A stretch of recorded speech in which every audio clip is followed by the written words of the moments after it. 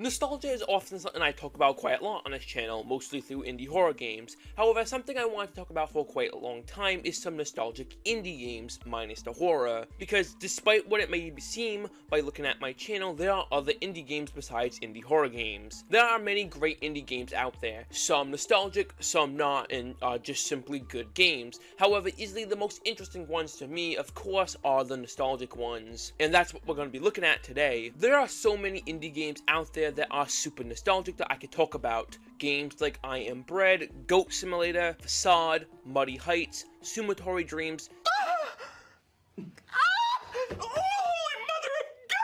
Citizen Burger Disorder, Chicken, Who's Your Daddy, Maximum Override, and so many more. But one of them sticks out the most compared to all the other indie games I grew up watching. On October 13th, 2008, the indie team 2D Boy would release a little puzzle game called World of Goo.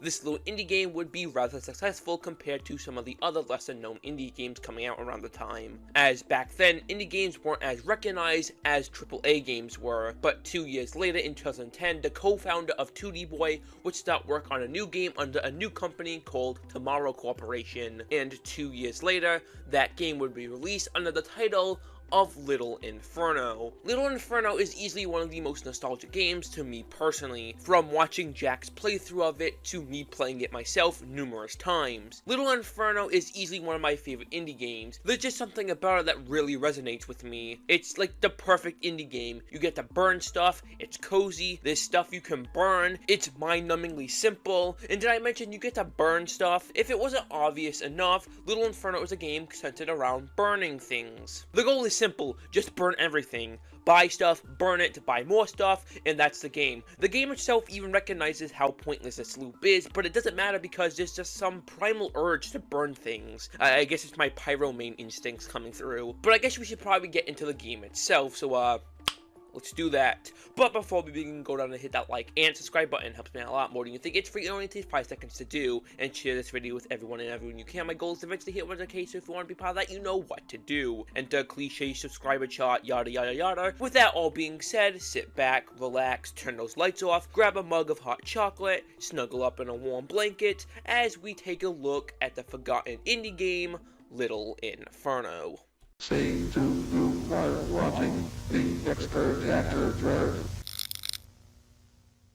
Being first released on November 19th, 2012, Little Inferno is a game about burning things, and yep, that's all you do in this game. You burn stuff, you buy more stuff with the money you earn from burning stuff to buy more stuff to burn. It's one giant loop of burning, earning, and burning again. Roll credits. But there's more than may seem at first. But actually, no, it's exactly what it seems. You burn stuff. Have I made that clear yet? But the reason why I love this game so much, besides the fact that it's a game about burning stuff, is due to two main reasons. 1, charm, and 2, atmosphere. Yes, I know I keep bringing that word up, but to me, atmosphere is one of the most important things in a video game. And Little Inferno's atmosphere is so warm and cozy, very nostalgic. There's just so much about Little Inferno that really makes me love it. But those two reasons I just gave are by far the biggest ones. There's a lot of small things about Little Inferno I like that add on to my enjoyment, so I think we should cut the chit chat and get into the game itself, so let's do that. I already did that in this video, fuck. Alright, upon starting the game and selecting a new save file, you are thrown into this little area with a fireplace. The note on the fireplace tells you how to play. Click mouse 1 to create a flame. I know, very complex. After burning the tutorial papers, a little bar will show up with a note from a character named Miss Nancy, congratulating you on your purchase of a Little Inferno entertainment fireplace. Eventually you'll get another note from Miss Nancy, only this time she gives you something called a catalog, where you can buy new stuff to burn, as apparently you already burnt everything you had. Besides burning things, the catalog is the second main important thing of Little Inferno. This is where you go and buy all the items to, well, burn. The way this works is after you burn enough things, you'll make some money to purchase more things using this catalog. There are 7 different catalogs, including an extra one added from DLC later on. As each catalog progresses, the items within said catalogs will get stranger and stranger while also being more expensive, meaning you'll have to burn more stuff. It's just this one giant giant loop of buying and burning, and the game pokes fun at this concept as well. The game knows very well that this is a pretty pointless loop, but it doesn't matter because, well, quite frankly, it's pretty fun. The items you can buy off the catalog range from fairly normal items you can buy online to some deeply disturbing and very strange items, some of my favorite being the toy pirate, disgruntled elf plushie, mini nuke, giant spider, mini moon, mini Pluto, unstable ordnance, and the fucking sun. In all seriousness, there's quite a few strange products you can buy that are beyond creative and far, far beyond strange. I love this game, but there's one thing about the catalog that kind of turns me off from, well, playing it very often, and that's it's very, very linear. The game as a whole is pretty linear. I mean, once you beat the game, you can burn whatever you want, but before that point, you kind of have to go in order of the items unlocked catalog by catalog, and eventually it gets a little tiring doing over and over again. And I kind of suspect that the developers of the game knew this because Little Inferno isn't just burning stuff. There's also a little bit of a story going on in the back that you learn through each of these notes that will periodically come in. There are 3 primary characters, one being Miss Nancy, which you've already met at the beginning of the game, the second one being the Weatherman, and the last one being Sugar Plumps. Each of these characters will appear throughout the game through these letters a few times, but easily Sugar Plumps appears the most out of any of them, as she serves as some kind of narrative device pushing some aspects of the story along. Sugar Plumps is also a really weird character as well. Not only does she talk pretty weird, or type I guess, but sometimes it's treated as talking, but she's also weird in general. Halfway through the game it's revealed that she's your neighbor, and from that point on, all hell breaks loose. She gives you some stylish curtains, she starts getting weirdly existential, and is eventually topped off by her burning her entire house down, which as you can probably imagine is fucking horrifying. Then she convinces you to burn your house down, so cool. In my opinion, Sugar Plumps kinda embodies the entirety of Little Inferno, a strange, quirky little game about burning things. The Weatherman is a minor character that only appears a few times, telling you a little bit more about the story, how in the world of Little Inferno, the Earth continues to get colder and colder, and hasn't stopped snowing in years, and scientists simply don't know why. Which then brings us to our last character, Miss Nancy, who is the CEO of Tomorrow Corporation, well, in universe of course, and because it's been snowing for so long, the Tomorrow Corporation made the Little Inferno entertainment fireplace, but is also the manufacturer of basically every other item in the game that you can purchase through the catalog. Even the catalogs themselves are created by the Tomorrow Corporation, meaning yes, they do produce the nukes, explosive armaments, and miniature planets, including a miniature version of the sun, which I can't even come up with a joke to retort on that.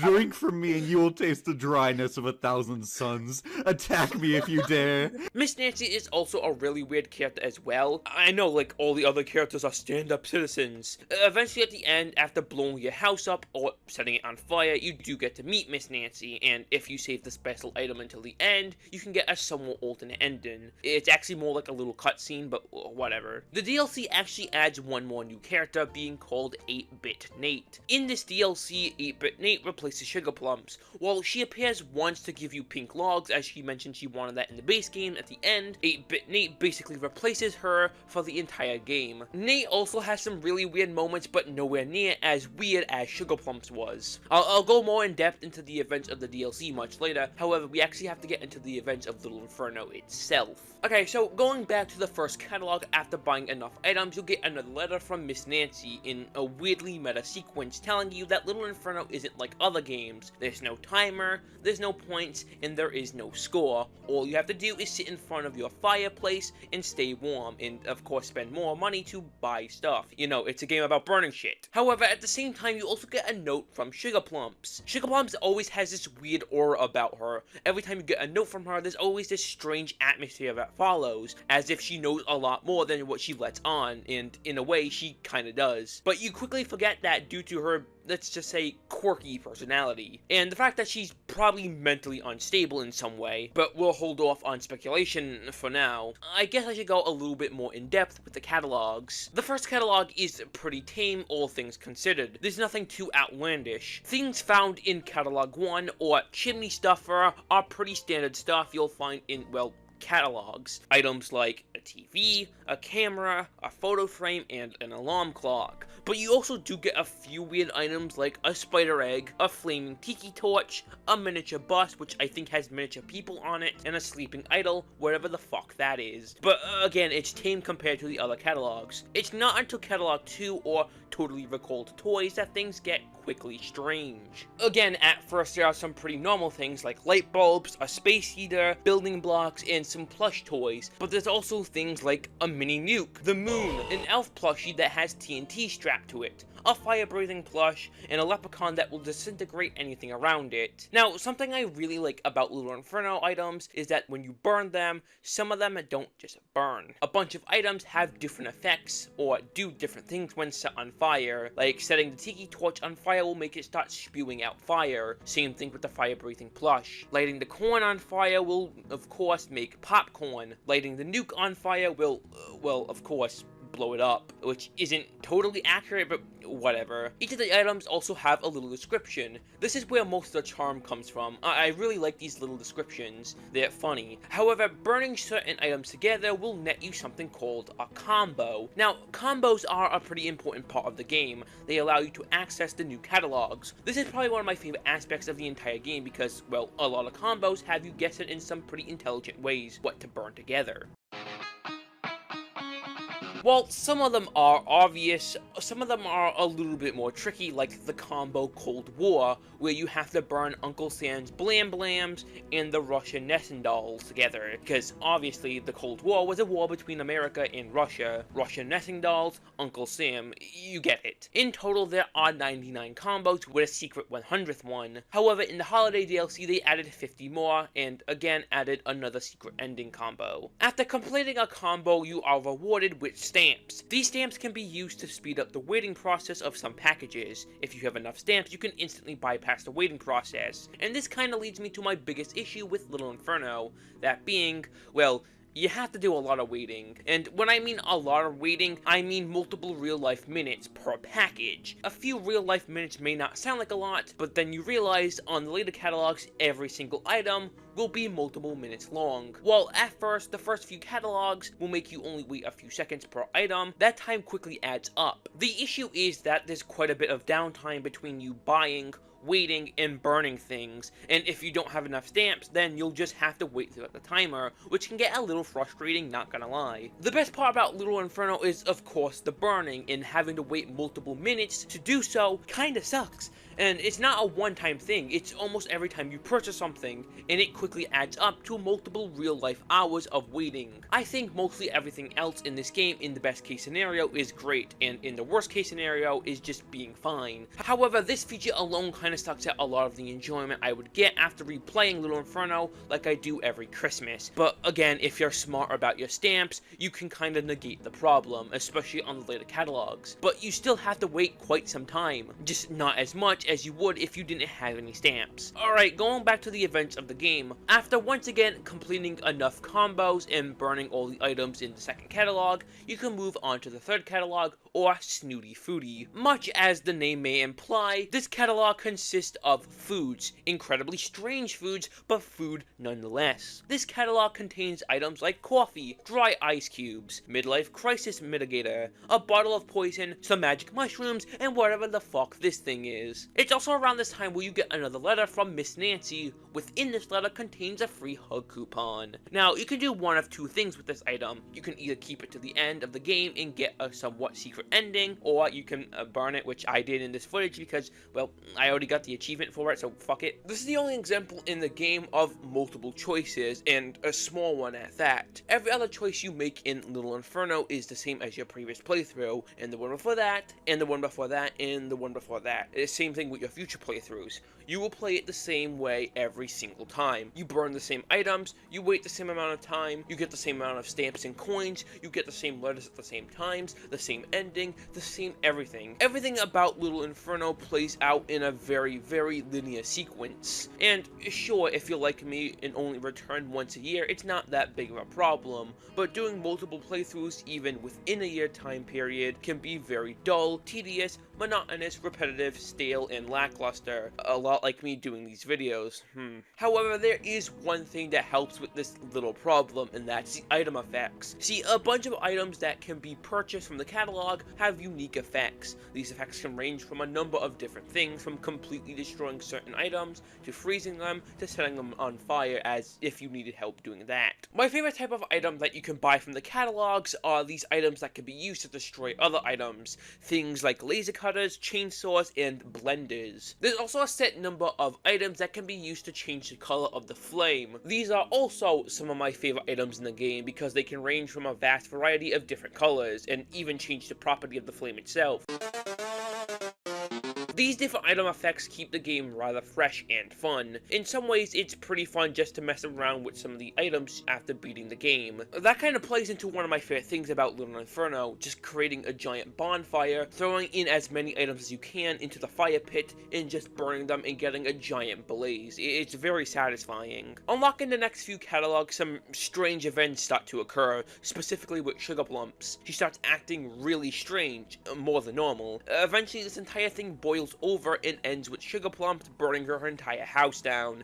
The entire sequence of her burning her house down is kind of scary, from the intense music to the entire screen shaking to Sugar Plumps screaming, all the way up to the photo of Sugar Plumps depicting her engulfed in flames. It eventually ends with pieces of her house falling down your chimney. You then get a letter from the weatherman where he reminds you that fire can be warm, fire can be fun, but most importantly, fire can be dangerous. From this moment onwards, things in Little Inferno start to spiral. You still get notes from the weatherman and Miss Nancy, but you also eventually get a note from a mysterious person who is later revealed to be Sugar Plumps. Somehow she survived the fire. This is where she then starts to instruct the player to burn their house down, and after purchasing every item in the final catalog, she tells you to burn all the things that you previously sent to her for a secret combo. Doing this will result in your house burning down. But one of the most interesting details during the sequence is the thing in the back starts to open its eyes. Now, in the previous letter from Sugar Plumps, she informs you that the thing in the back looks like a face, but isn't, but can still see you. Now, you may be wondering, what happens if you burn all the items you gave Sugar Plumps before she tells you to do it? Well, nothing. I tried. The thing in the background does start to speed up, but burning them does nothing. You'll have to wait until you're informed to do it. And after burning your house down, this is where Little Inferno turns to a free roam section, where you must guide your player around the city. On your way through the city, you can stumble across a few NPCs, one of the most interesting being this mailman, who when talked to reveals that he's the mailman who's been delivering your packages, just simply putting them beside you as you never bother to turn around. Before leaving, the mailman gives you a letter, the letter being from Sugar Plumps, telling you that she's doing fine and is on a beach somewhere. She tells you that there's a whole world out there for you to go and do whatever you want in. From this point on, you can discover the Tomorrow Corporation building, this giant monolith of a building in the background. You can also meet the gate operator, who is the bus driver from the miniature toy. Apparently he's pretty famous. After completing this quite frankly way too dramatic gate opening sequence, you can then enter the building. Entering the building, you can meet with the secretary. Now, you can learn some pretty interesting things about the secretary, mostly that the book Terrible Secrets was written by her, which is a pretty fun callback. But after finishing your conversation, you convince her to let you go to the bathroom. She instructs you to go to the elevator. Exiting the elevator, you can pass by this little hallway, where you can find a bunch of little blueprints in the back for toys that you burnt throughout the game. Eventually entering this room, you can meet with who else but Miss Nancy. Now, if you saved the hug coupon until now, you can actually get a hug from Miss Nancy, but because I didn't, I don't have footage of it, so fuck you. Miss Nancy kind of repeats what Sugar Plump said about there being a whole world out there for you to go and do whatever you want in. However, she also brings up the fact that the Earth is getting colder and she's getting older, so she's gonna do what she's always wanted and become an astronaut. She then goes off and gets onto a spaceship, and now Miss Nancy is on the moon, I guess. After watching Miss Nancy blast off again, you can leave the building and go through this pretty beautiful scene of walking through a few mountains. Getting to this cliff, you are greeted by the weatherman, who offers to help you go do whatever you want, whatever that is. Getting into the weather balloon with the weatherman, you then fly off, and that's the end of Little Inferno. Easily one of my favorite parts about Little Inferno, besides, well, the burning of stuff, is the music throughout. In Little Inferno, you'll hear the same little motif played over and over again, especially during this ending. However, it's played in such a way each time that makes it unique and fresh, and always fun to listen to. This is what the Little Inferno theme sounds like.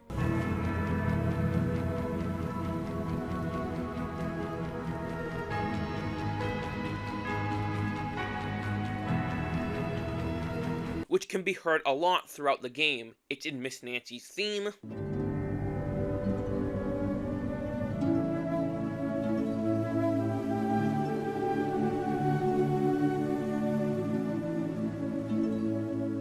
It's in the city theme.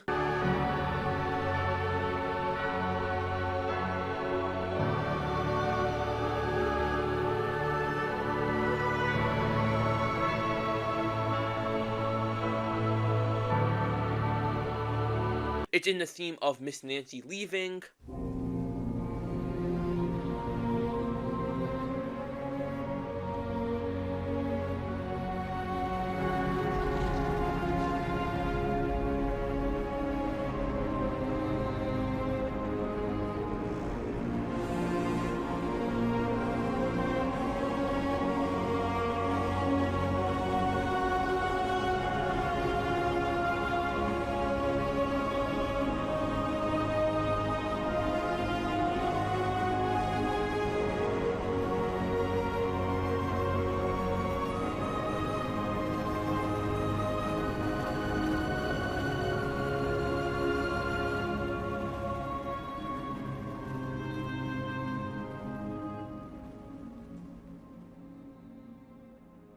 It's in the song of exploring the outer limits of the city, it's in the ending, it's in almost every track of the OST, and I love it. It's a simple little motif, but really powerful when used in the right context, and every time I hear it play in the background, it's magical. It's great. The entire OST is really great for Little Inferno, and I recommend you go out of your way to go and listen to it. Either listen to it free on Steam or on YouTube. Trust me, it's great. It's one of my favorite OSTs of all time, and that's the end of Little Inferno.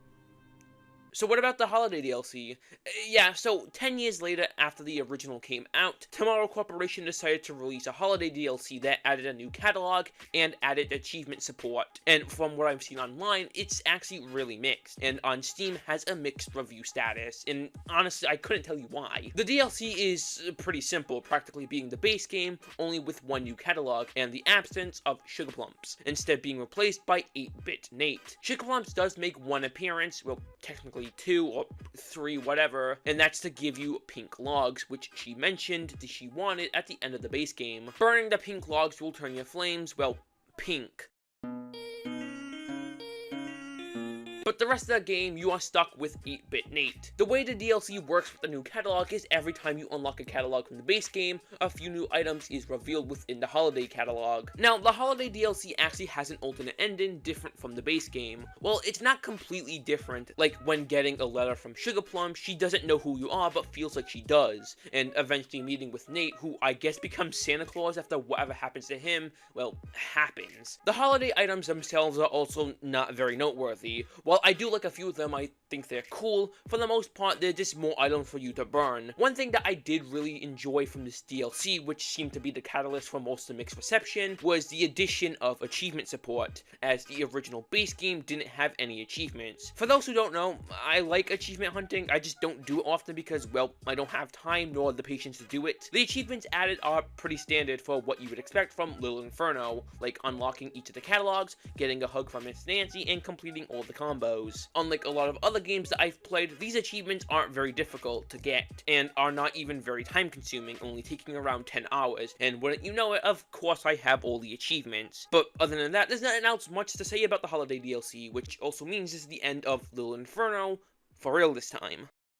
Despite the few hiccups Little Inferno has, I think it's a really good indie game. The best way to describe Little Inferno is nothing short of charming. Everything about Little Inferno reeks with passion and care. From the Little Inferno music video, to the different effects and flavor text each of them have, down to the items themselves, are filled with charm. What makes Little Inferno so great is all the little details, like the ashes that fill the fireplace after creating a giant bonfire. While this might be nostalgia talking, I think Little Inferno is one of the best indie titles ever released. While it's not my favorite, it's still a really good indie game. I enjoy playing every year around Christmas. While there's still a few things I didn't like about Little Inferno, I think it's a damn good game and is perfect for the holiday season. It's just such a cozy and nostalgic little game that I think you should, without a doubt, go out your way to play. It can be played on a bunch of different platforms like PC, mobile, Wii U, and Switch. With that all being said, I think it's about time we end this video. This was the best forgotten indie game, Little Inferno. Good night, ladies and gentlemen.